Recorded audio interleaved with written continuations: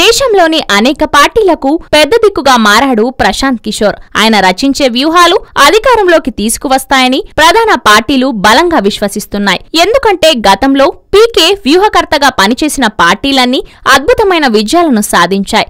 అంతెందుకు గుజరాత్ రాష్ట్రానికి మాత్రమే పరిమితమైన నరేంద్ర మోడీని ఏకంగా ప్రధాని పీఠంపై కూర్చోబెట్టడంలో ప్రశాంత్ కిషోర్ పాత్ర కీలకం. రాజకీయంగా ఎంత పట్టున్నా, ఎంత పలుకుబడి ఉన్నా కింది స్థాయిలో ఏం జరుగుతుందనేది మాత్రం పసిగట్టడం కష్టం. కింది స్థాయిలో పనిచేసే నాయకులు కొందరైతే మాటలతో అధిష్టానాన్ని మభ్యపెట్టి పార్టీని బురిడీ కొట్టించే వాళ్ళు మరికొందరు. ఇకపోతే ప్రజలు ఆయా పార్టీల నుంచి ఏం ఆశిస్తున్నారు, వారికి కావాల్సిందేంటి, ప్రస్తుతం ప్రభుత్వ తీరు ఎలా ఉంది, ప్రతిపక్షాల బలమేంటి, పార్టీని మరింత బలోపేతం చేయాలంటే ఎలాంటి హామీలు ఇవ్వాలి, అధికారంలోకి రావాలంటే ఎలాంటి మేనిఫెస్టో అవసరం, ఏ నియోజకవర్గంలో ఎలాంటి సమస్యలు ఉన్నవి, ఆయా నియోజకవర్గాల్లో ప్రజలు కోరుకుంటున్నది ఏంటి, ఇలా అనేక విషయాలపై స్టడీ చేసేందుకు ఓ వ్యూహకర్త అవసరం.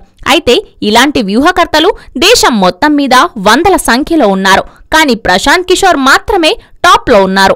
ఆయన స్కెచ్ వేశాడంటే వార్ వన్ సైడ్ అవుతుందనేది పార్టీల భరోసా.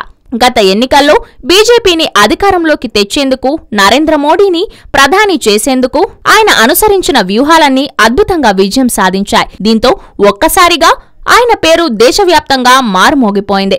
ఇక అప్పట్నుంచి అనేక పార్టీలు ఆయన వెంటపడ్డాయి. మన తెలుగు రాష్ట్రాల నుంచి ప్రస్తుతం వైఎస్ఆర్ కాంగ్రెస్ పార్టీకి కూడా వ్యూహకర్తగా పనిచేస్తున్న సంగతి తెలిసిందే.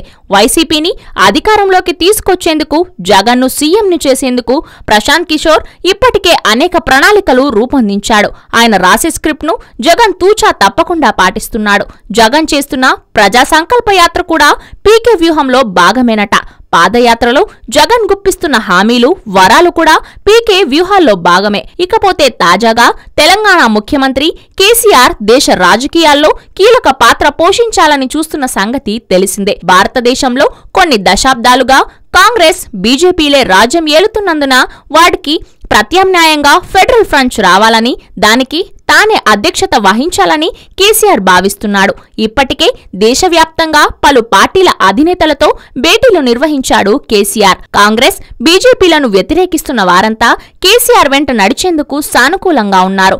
రాదు అనుకున్న తెలంగాణ రాష్ట్రాన్ని ఉద్యమాలతో ఉరకలు పెట్టించి ఆఖరికి ప్రాణాన్ని సైతం లెక్క చేయకుండా ఆమరణ నిరాహార దీక్షకు దిగి మొండి పట్టుదలతో తెలంగాణ రాష్ట్ర ప్రజల ఆకాంక్షను నెరవేర్చడంలో, ప్రత్యేక రాష్ట్రాన్ని సాధించడంతో కేసీఆర్ పాత్రే కీలకం. నిజానికి కేసీఆర్ ను మినహాయిస్తే ఆ స్థాయిలో పోరాటం చేసిన వాళ్లు చాలా తక్కువే అని చెప్పాలి. ప్రాంతీయ పార్టీగా ఆవిర్భవించిన టీఆర్ఎస్ ఆఖరికి జాతీయ పార్టీ అయిన కాంగ్రెస్ కు ముచ్చమటలు పట్టించి చిత్తుచిత్తుగా ఓడించింది.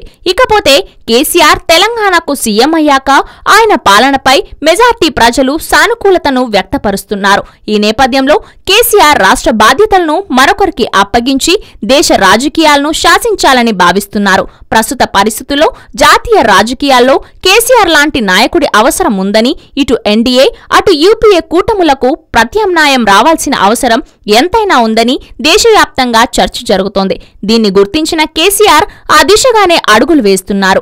ఈ అడుగులకు నీడలా ప్రశాంత్ కిషోర్ రంగంలోకి దిగినట్లు విశ్వసనీయ వర్గాల సమాచారం. కేసీఆర్ ప్రధాని అయ్యే వీలుందని, అందుకు ప్రశాంత్ కిషోర్ వ్యూహాలు తీసుకోవాల్సిన అవసరం ఉందని పలువురు పార్టీ నేతలు భావిస్తున్నారట.